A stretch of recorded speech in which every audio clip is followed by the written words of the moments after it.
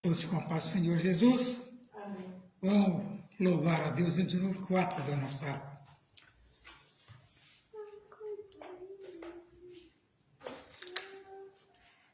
Se meu prezado amigo da Palavra de Deus, é uma noite de vitória.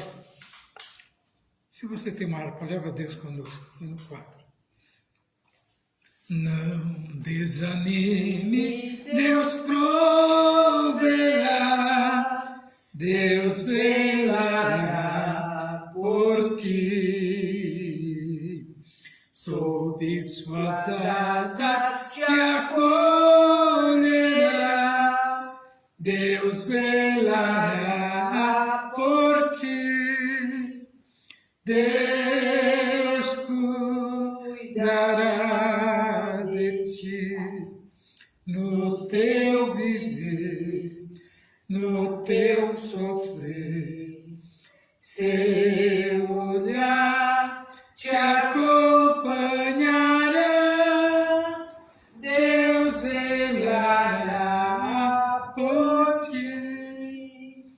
Seu coração palpitar de dor, Deus velará por ti.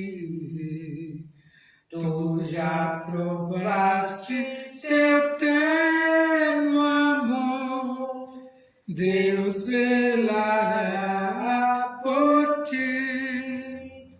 Deus cuidará de ti no teu viver, no teu sofrer. Seu olhar te acompanhará, Deus velará por ti. Nos desalentos, nas provações, Deus velará por ti. Lembra-te deles nas tentações, Deus velará por ti. Deus cuidará de ti no teu viver, no teu sofrer. Seu olhar te acompanhará, Deus velará por ti. Tudo que pedes, Ele fará, Deus velará por ti. Precisa, não negará, Deus velará por ti. Deus cuidará de ti no teu viver, no teu sofrer. Seu olhar te acompanhará, Deus velará por ti. Como estiveres, não temas bem, Deus velará por ti. Ele te entende, te ama bem, Deus velará por ti. Deus cuidará de ti no teu viver, no teu sofrer. Seu olhar te acompanhará, Deus velará por ti. Cantamos ainda o 33 da nossa harpa.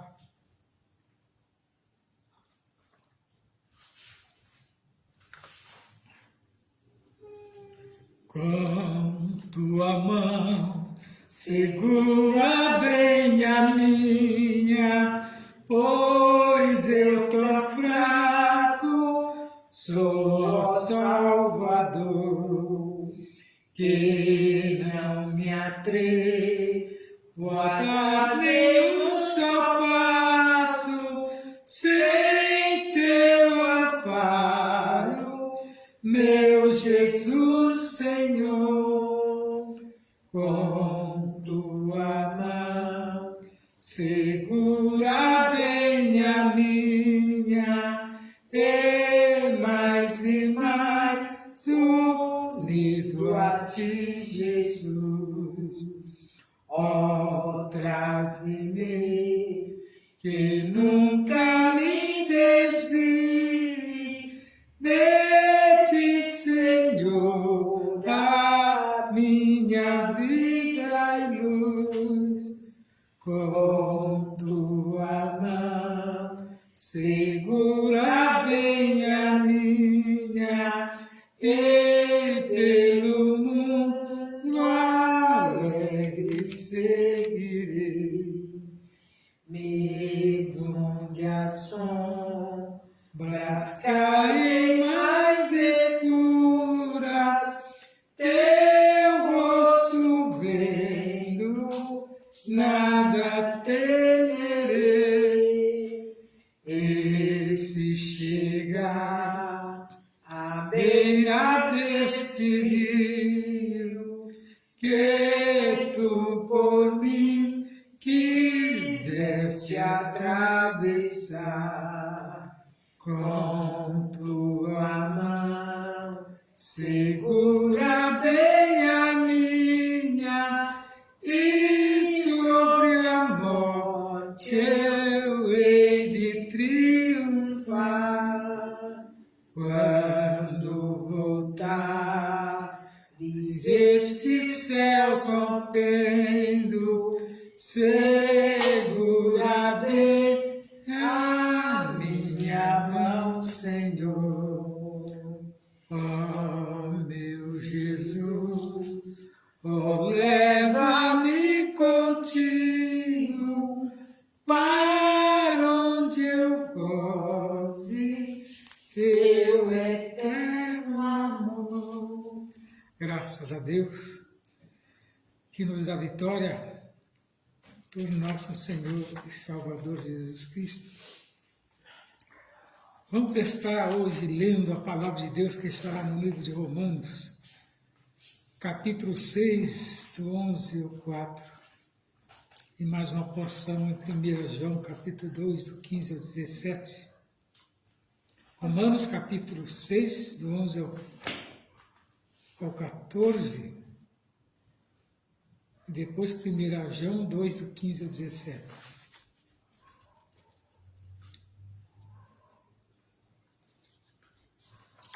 Vamos estar falando hoje a respeito dos inimigos do cristão.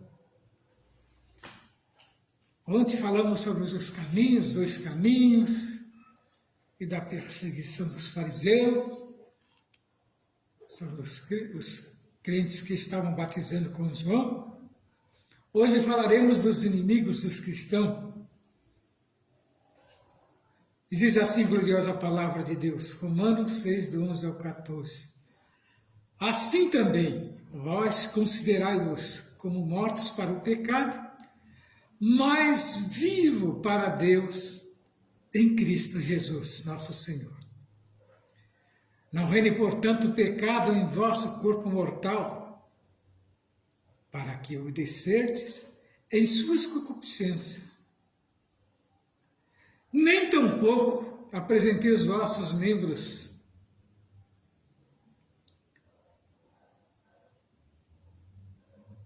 aos pecados por instrumentos de iniquidade, mas apresentai-vos a Deus como vivos dentre os mortos, e os vossos membros a Deus como instrumentos da justiça.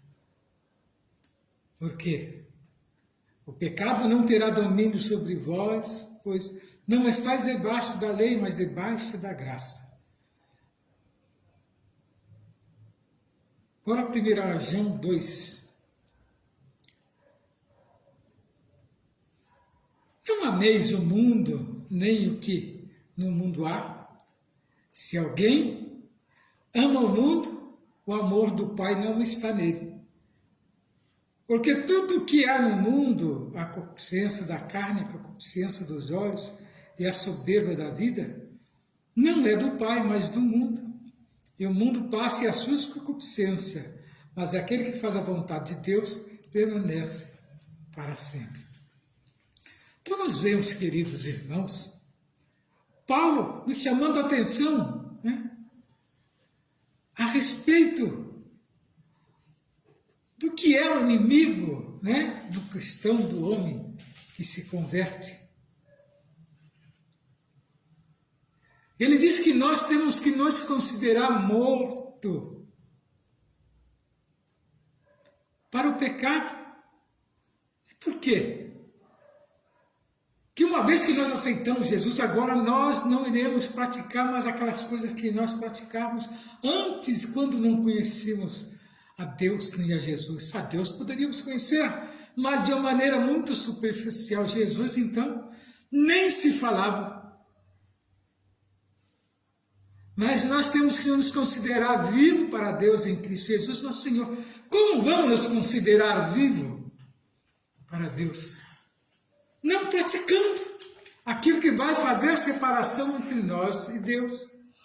Uma vez agora entregue as nossas vidas, os nossos passos ao Senhor, vivemos uma nova vida, separado daquelas coisas que, né, não deixa o homem, né, chegar perto de Deus. E ele continua nos falando aqui que não reine, portanto, o pecado em vosso corpo mortal, para que obedecessem suas consciências.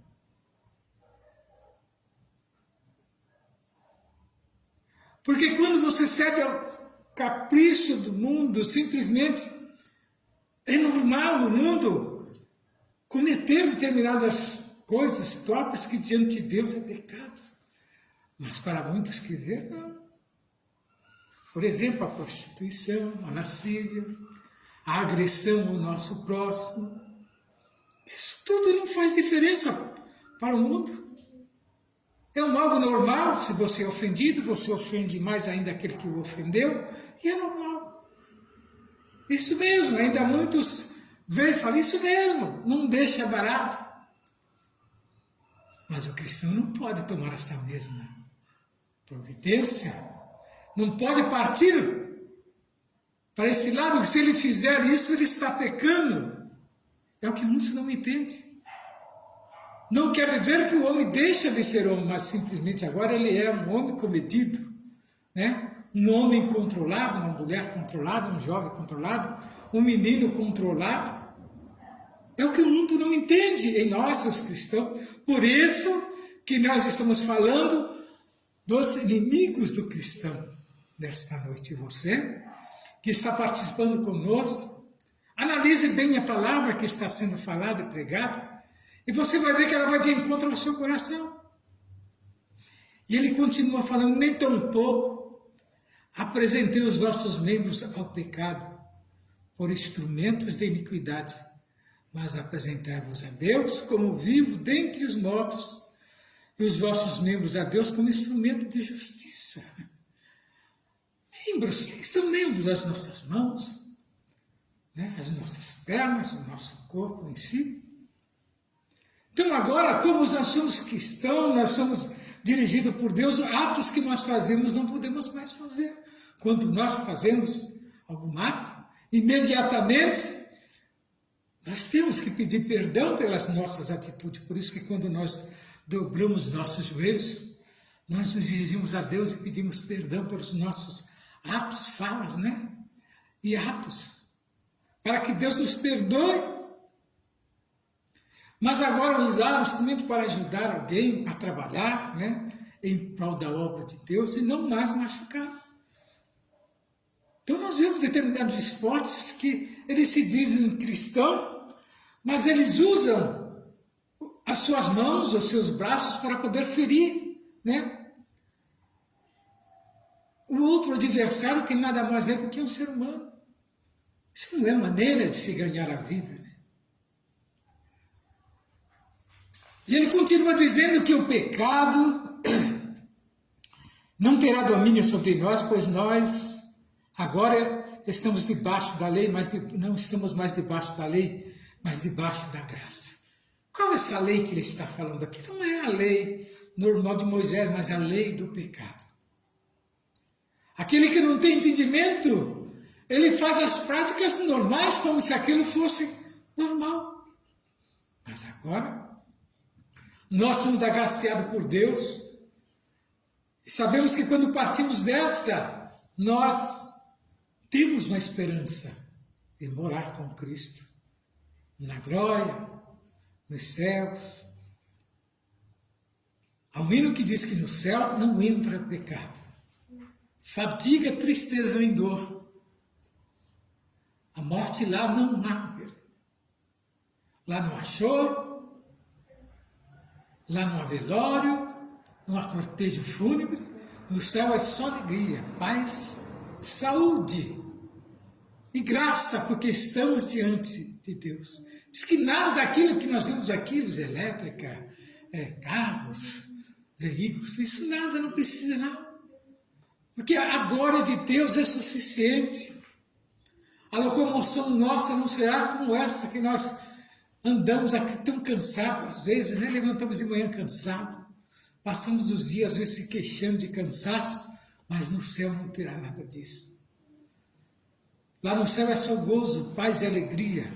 Esse é o sentido que nós vivemos, né? Na graça, que é essa esperança que nos dá força para alcançarmos de Deus, né? O perdão dos nossos pecados. Não ameis o mundo, nem o que no mundo há. Se alguém ama o mundo, o amor do Pai não está nele. Como pode? O amor de Deus está em quem tem as práticas do qual Deus condena. Deus ama o pecador. Olha a diferença, parece que está tão próximo, não está. Pecador é aquele que pratica atos que desagradam a Deus. Deus ama ele, mas os seus atos, Deus abomina. E o que vem a ser a abominação de Deus é a rejeição que Deus tem por aqueles que fazem a prática de algo que desagrada a Deus. Meu prezado irmão em Cristo que está em dúvida a respeito da palavra de Deus, nessa noite nós estamos trazendo a você esse conhecimento pleno de amar a Deus sobre todas as coisas. Entregar os seus caminhos, seus passos ao Senhor e confiar nele, que Ele tudo fará para te abençoar grandemente. Então não ameis o mundo, nem o que há no mundo, porque se alguém ama o mundo, o amor de Deus não está nele. Não quer dizer que Deus não ama, mas o amor de Deus não está implantado nele, porque a sua prática não permite que a luz resplandeça pelos seus atos. Esse é o sentido. Porque tudo que há no mundo, a concupiscência da carne, a concupiscência dos olhos e a soberba da vida, não é do Pai, mas do mundo. Você já viu? Tudo que o homem que não tem Deus olha é simplesmente carnal. Tudo que ele olha é com segundas intenções. Aí, quando ele é indagado, mas fulano, você não é casado, você não tem Deus. Aí ele dá aquela resposta bem estrúxula. Sou casado, mas não deixo de ser homem. São atos daquele que está no mundo, né? São respostas daquele que não tem ainda, né? A plena consciência do amor de Deus em sua vida. Então a concupiscência, a cobiça, ela está naquele que não tem Deus em sua vida. Nesta noite eu convido você a meditar na palavra de Deus, no livro de Romanos 6, a partir do 11 você verá que tem conselhos que vai de encontro ao coração do homem. E é necessário você dar crédito a esta palavra. Porque tudo que há no mundo, a concupiscência da carne, a concupiscência dos olhos, a soberba da vida, não é de Deus, mas do mundo. Aqui fala, não é do Pai. Pai é Deus, mas é do mundo. E o mundo passa, e as suas concupiscências, mas aquele que faz a vontade de Deus permanece para sempre. Permanecer aqui não quer dizer, né, que agora você vai ficar 200, 300 anos nessa terra. Não. A existência do homem nos dias de hoje, a Bíblia nos relata que é 70 anos. Saudável, quando passa disso, se enfada e cansaço. Muitos, pela sua robustez, chegam muitas vezes aos 90, aos 100. Mas não com a vitalidade de 20, de 30, de 40, mas com a vitalidade de quem está, né, com seus 90, com seus 70, com seus 80. Bem restrito, mas Deus dá graça que o homem sobrevive e passa por isso. Então você veja que na jornada da vida cristã, nós deparamos com perigos que ameaçam a trajetória da nossa caminhada para o céu. Nela encontraremos 3 inimigos que buscam nos atrapalhar. 3 inimigos. E eles estão permanentes, todos os dias tentando impedir do homem chegar aonde que ele traçou, aonde que Deus traçou para ele. Porque nós, quando nós aceitamos Jesus, nós agora não mandamos mais a nossa vontade, mas daquilo que Deus determina. Então os 3 inimigos são o diabo, a carne e o mundo. E nós temos que conviver com esses 3, tentando impedir-nos de chegarmos a Deus. Uma, porque o diabo conhece os céus, ele esteve lá ao lado de Deus, ele ministrava louvor ao lado de Deus. A Bíblia relata que ele almejou o lugar de Deus. Nós não podemos almejar o lugar de quem está acima de nós. Não devemos isso. Ele era um anjo de terceira, segunda grandeza, segundo os historiadores. E a posição que ele ostentava, ele achou que aquilo dava direito dele subjugar a Deus. Mas a Deus ninguém subjuga, porque Deus é Deus, ele existe por si mesmo. E ele foi derrubado lá de cima, e hoje ele está aqui na terra, buscando aqueles que estão desatentos. Então ajuntou ele, ajuntou a carne e o mundo. A carne, essa carcaça nossa, esse corpo, né, que às vezes acha que é tão, né? Olhamos no espelho, achamos tão, né, digno. Nós sabendo que é um impedimento do homem, às vezes, adentrar perto de Deus.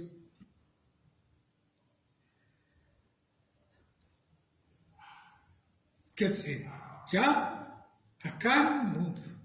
O mundo é aquele do caminho largo, né? Que traz as vidraças bonitas, coloridas, né?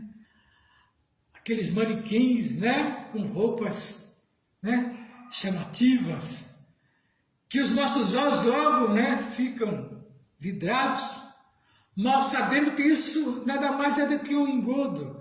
É igual uma isca que é jogada para o pobre de um peixe.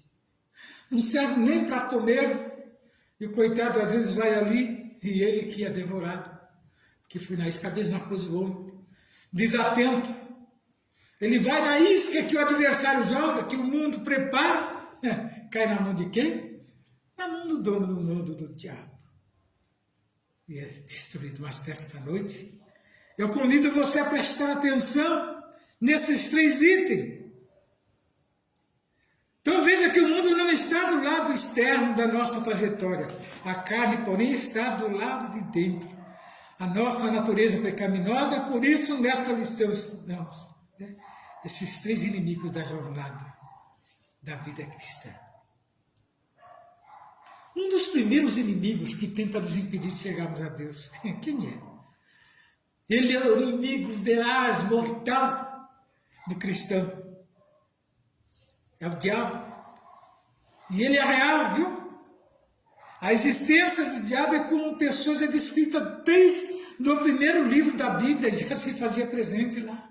Então você veja que toda a trajetória da Bíblia que nós estudamos, ela está em todas. Então ele não é um engodo, uma mentira, como muitos tentam aí fazermos acreditar. No Antigo Testamento, as ações de Satanás são descritas em Gênesis, em Crônicas, em Jó, em Salmos, Isaías, Ezequiel, Zacarias.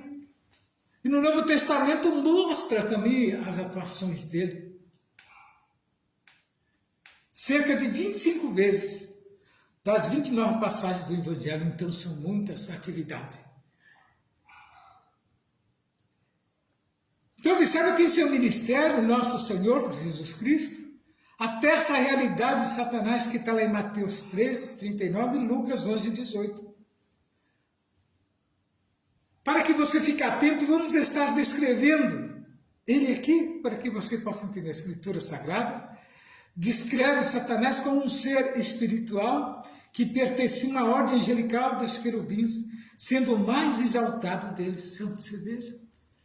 Ele era glorificado pelos outros anjos. A comentarista que diz que ele era o arcanjo em que ministrava o louvor. Veja o poder que tem a música, né? Para aqueles que estão desatentos, até chora. Comove o coração, mas às vezes está indo para um lado errado, porque o verdadeiro louvor é aquele que sai, né? Da boca das crianças, e nós às vezes nem damos crédito. Duplas e mais duplas por aí inventam letras terríveis, né? E usam o dedilhar, que ali eles fazem um acerto com o dono da música, e ele comove aqueles que estão desatentos. Mas o verdadeiro cristão percebe a isca, percebe a armadilha, e ele passa longe. Teve um determinado irmão que subiu no púlpito da igreja, num culto de domingo, para dizer se os irmãos não lembravam nas suas músicas quando eles não eram crentes, se eles ainda, quando ouviam as músicas quando não eram crentes, se eles ainda não sentiam vontade e não sentiam prazer. Está brincando com as coisas de Deus, né? Que o púlpito é lugar de coisa santa. Agora eu pergunto, está na direção de Deus? Houve transformação? Não. Que os púlpitos de Deus é lugar de santidade, de falar das coisas de Deus. E nesta noite, nós estamos aqui trazendo como devemos estar para entender o chamado de Deus.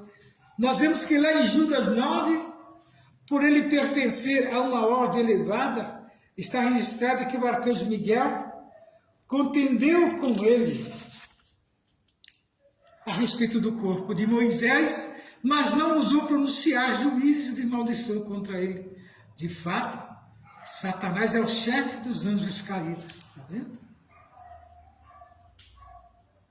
É a Bíblia que nos diz, 9 de Judas está na mostra. E ele possui poder, porém suas ações estão limitadas, mas é visto como o Deus deste século, o príncipe da potestade do ar. Então não devemos brincar com as coisas de Deus. Ele está em todos os lugares. A Bíblia diz que ele não é só onisciente, mas onipresente, sim.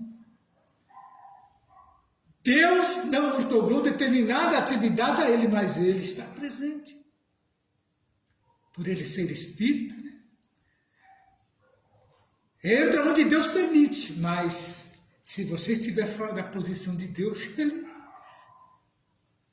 tem toda a liberdade para te rodear. A Bíblia diz que o anjo do Senhor está ao nosso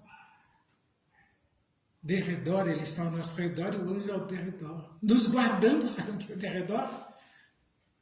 E volta, e o anjo nos guardando, e ele querendo um espaço para nos atingir. Qual é a identidade do inimigo?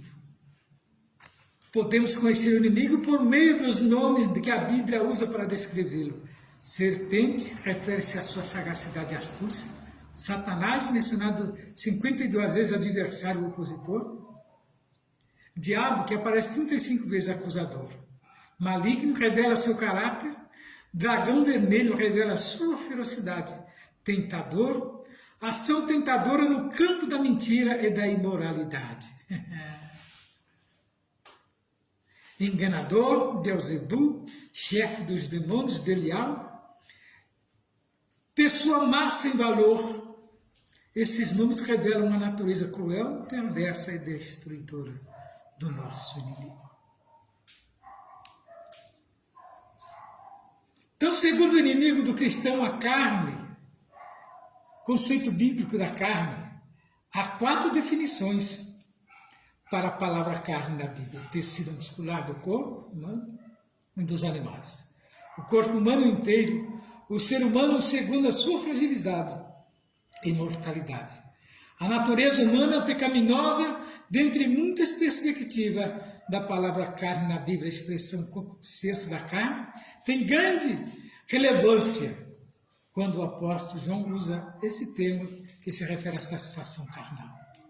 Então, nesta noite, meu prezado irmão, eu tenho certeza que a palavra de Deus tem falado ao seu coração e nos mostra a definição dos inimigos do cristão, como eu iniciei a palavra nesta noite dizendo, esses 3 itens. E ele está presente todos os dias, e muitas das vezes vamos estar tão desapercebido que ele não percebe que é o adversário das nossas vidas que está nos tentando. Porque ele vem, às vezes, naquele que dá lugar. Nenhum chefe, nenhuma pessoa que trabalha ao nosso lado, nenhum colega de faculdade, nenhum colega de serviço, enfim. De todas as maneiras ele se manifesta nas contas, está revestido com a couraça da justiça que Paulo fala ali em Efésios, e vestido. Você não é atingido.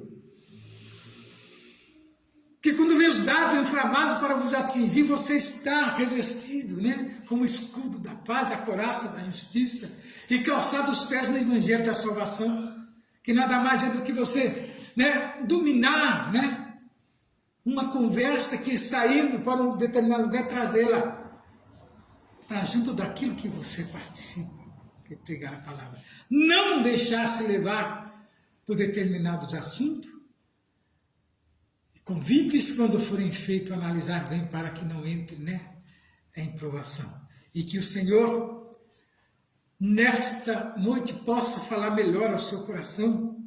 Eu tenho certeza que a palavra de Deus ela é clara, ela é eficaz, como fala em Hebreus 12. Que ela vai até a divisão da alma e do espírito. A ciência já tentou encontrar esse ponto, mas a palavra de Deus chega lá. Que ela é enviada pelo próprio Deus. E o sentido das mensagens é uma só. Elevar o homem, né, nas condições de pecador e limpar a sua alma e fazer dele agora uma nova criatura. Que você possa, nesta noite, aceitar esta palavra e entrar lá em Romanos 6 e meditar em todo o versículo. Você verá que falará grandemente ao seu coração e que o Senhor Jesus venha abençoar grandemente a sua vida. Não saia da presença, que tem mais uma porção desta palavra ainda. Fique na paz.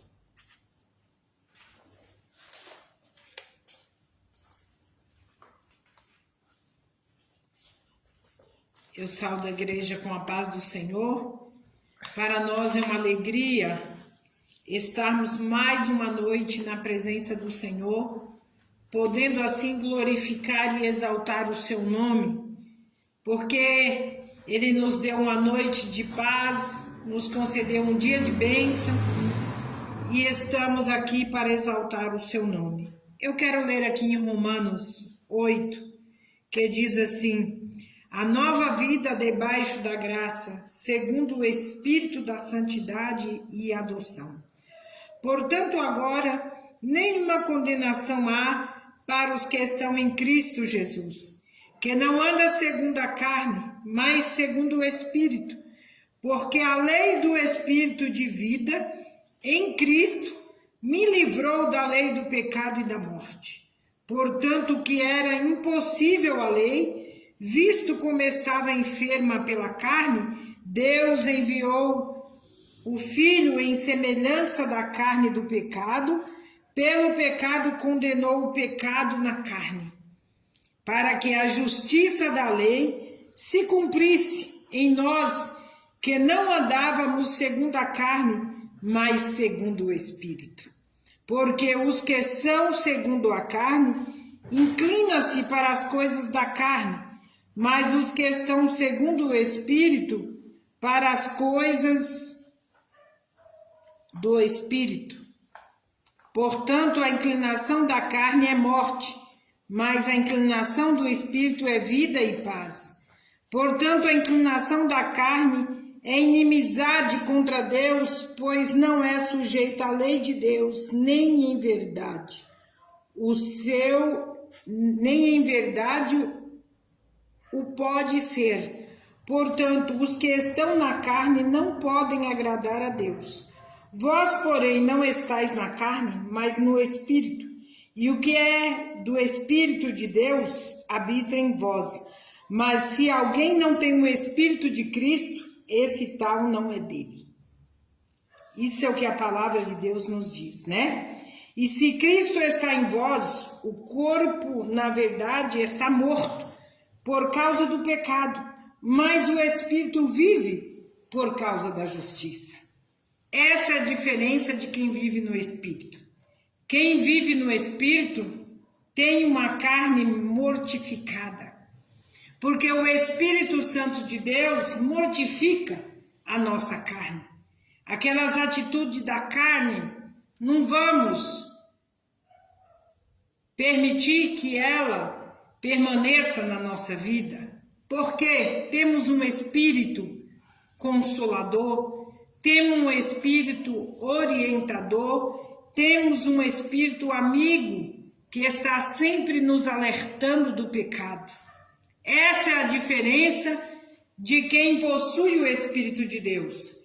Quem possui o Espírito de Deus vai se achegar às coisas eternas e vai se desligando cada vez mais das coisas materiais desta vida, né? Nós vemos que o dom gratuito de Deus foi a salvação para a humanidade.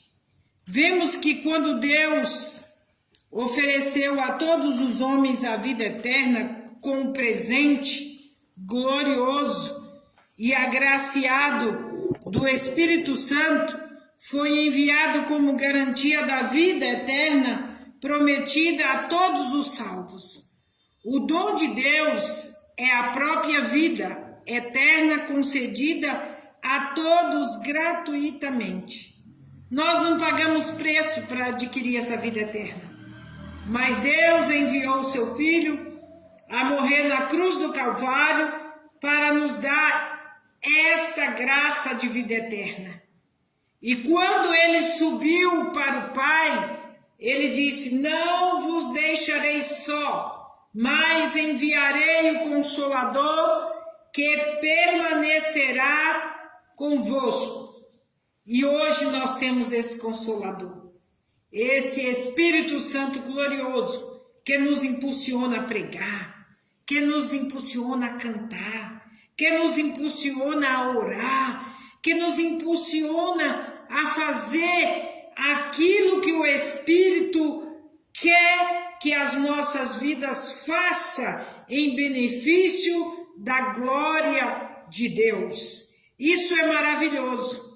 É glorioso ter Ele na nossa vida para nos orientar, para nos dirigir por caminhos retos. É glorioso ter essa presença.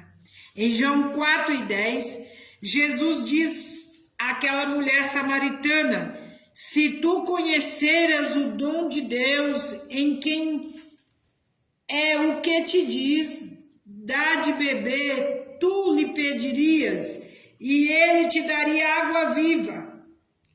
A explicação é a seguinte: se a mulher samaritana conhecesse que Jesus é o dom oferecido por Deus para salvar a humanidade, ela imediatamente lhe pediria a salvação da sua alma. Ele, portanto, lhe daria a vida eterna, simbolizada aqui como a água da vida. Esse símbolo da água da vida, Jesus estava dizendo para aquela mulher: eu sou o que salva, o que liberta. Eu sou enviado para libertar o homem, para libertar a mulher da prostituição, da bebedeira, do engano, do dolo, né? Esse era Jesus pregando para aquela mulher. E ele usou a figura da água como vida. Aonde a gente vê água na Bíblia simboliza vida eterna, né? Jesus Cristo é o presente que Deus outorgou à humanidade, mas nós vemos que o salário do pecado é a morte, mas o dom gratuito de Deus é a vida eterna, porque Cristo Jesus, nosso Senhor, ele sofreu aquela morte de cruz para nos garantir esta vida eterna. E nós vemos aqui que Paulo escreve que se pela ofensa de um morrem muitos, muito mais a graça de Deus, o dom pela graça, é que um só homem, Jesus Cristo, abundou sobre muitos. Um só morreu para que essa graça fosse abundada na vida de todos, de toda a humanidade. Foi algo de glorioso, de magnífico, de maravilhoso, a morte de Jesus para alcançar todos os quantos necessitavam da salvação. A palavra de Deus afirma que pela ofensa de um só, a morte reinou por esse, muito mais do que recebesse a abundância da graça e do dom da justiça, reinarão em vida por um só Jesus Cristo. Jesus Cristo é o dom gracioso de Deus para a salvação da humanidade. Pois o apóstolo Paulo afirma que, porque pela graça sois salvos, por meio da fé. Isto não vem de vós, é dom de Deus. Esta graça não vem de nós, é dom gratuito de Deus, que doou tudo gratuitamente, que abriu mão do seu único filho para redimir a humanidade. Jesus Cristo se recebe por fé. Só aceita Jesus quem tem fé nele, quem crê nele, quem acredita na sua morte vicária da cruz. Porque quem não acredita não tem efeito nenhum, não possui fé, né? Mas é glorioso possuir esta fé genuína que vem da parte de Deus para as nossas vidas.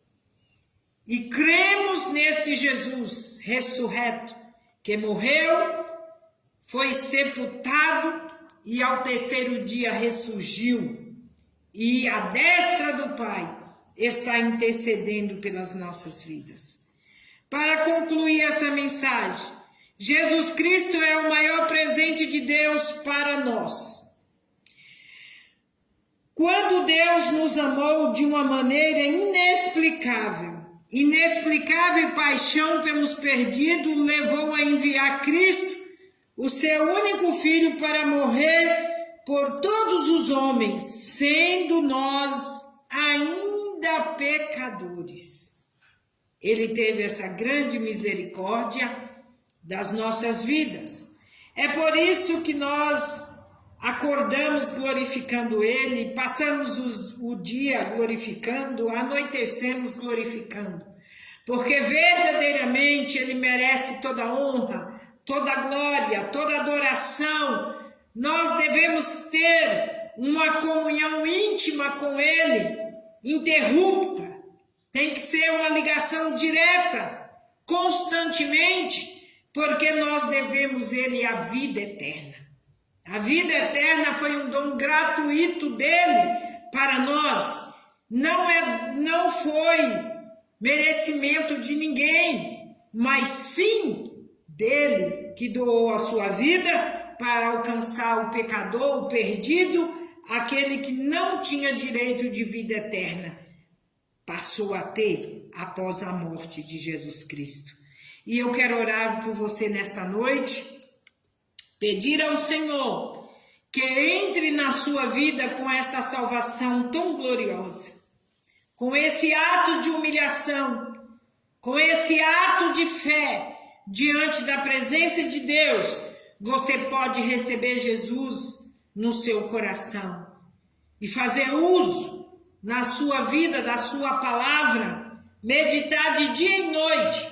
A palavra de Deus diz que ela é lâmpada para os nossos pés. Ela clareia o nosso caminho nesta caminhada deste mundo tão turbado, deste mundo tão escuro, de tanta concupiscência e de pecado. Mas quando nós temos Jesus como nosso condutor, nós seremos vitoriosos e ficaremos vivos na eternidade com Ele. Amado e eterno Deus, neste momento, Senhor, eu entrego estas vidas, a qual ouviu, Senhor, a palavra desde o começo, que foi apregoada aqui a salvação, a libertação do pecador. Senhor, liberta o mais vil pecador, aquele que está aprisionado, aquele que está oprimido. A tua mão é poderosa para salvar, a tua mão é poderosa para libertar, a tua mão é poderosa para limpar. Oh, grande e poderoso Deus, que tem o poder transformador do ser humano, que tem a mão de salvação, assim como o Senhor teve um encontro com a mulher samaritana, oferecendo ela a água da vida. Alabassuri me canta, Ramanasséria. Tu és o mesmo Deus que oferece esta salvação tão gloriosa a todos os quantos quiserem te aceitar. O Senhor está com as mãos estendidas para apagar os pecados, para escrever o nome no livro da vida e dar direito de vida eterna. Este dom é gratuito, foi pago com o preço do seu sangue derramado lá na cruz do Calvário. E é este sangue purificador, libertador da vida do pecador, dá o direito de vida eterna. Alabassuri me canta, Ramanai.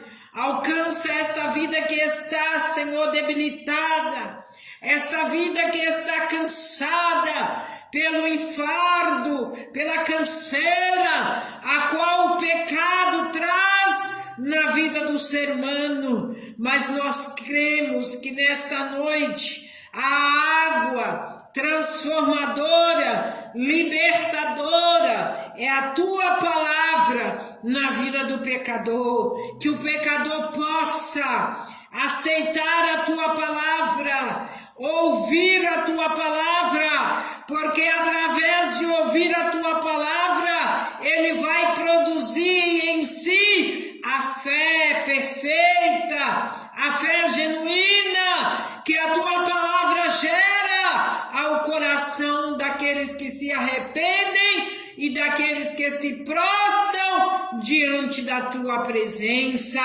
Faça a obra salvadora nestas vidas, a obra libertadora, em nome do Pai, em nome do Filho, em nome do Espírito Santo, que foi o dom gratuito liberado para nos ajudar nesta caminhada. Alabrassuri anda ramanassai, emberreço terrecanturamanai. Espírito Santo de Deus, atua nestas vidas, trabalha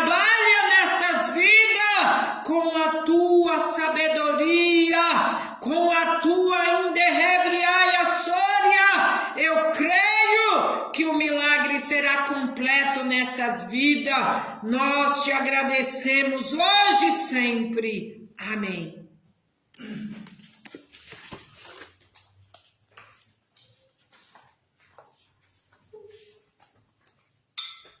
Você, prezado irmão em Cristo, ouvinte, ouvi uma porção da palavra de Deus, que ela possa falar melhor ao seu coração. Estamos falando aqui da Igreja Assembleia de Deus, Jardim Cibatelas, onde quem tem sempre uma palavra para o seu coração. Nesta noite estamos felizes pela palavra, pelos louvores que o Senhor nos deu. Os nossos dias de culto aqui são todas as segundas, as quartas, sextas, sábados e domingos. Sábado pela manhã nós temos consagração. No primeiro sábado do mês, uma vigília, uma grande vigília. Sábado agora. Todo primeiro sábado do mês estamos aqui reunidos. E sábado agora, primeiro sábado do mês de abril, estamos aqui reunidos a partir das 11h30 da noite. E você é o nosso convidado especial, que o Senhor Jesus venha falar grandemente no seu coração. Se sentir o toque do Espírito Santo, não rejeite, mas venha participar conosco, que o Senhor venha abençoar grandemente a sua vida e dos teus, no nome de Jesus. Amém.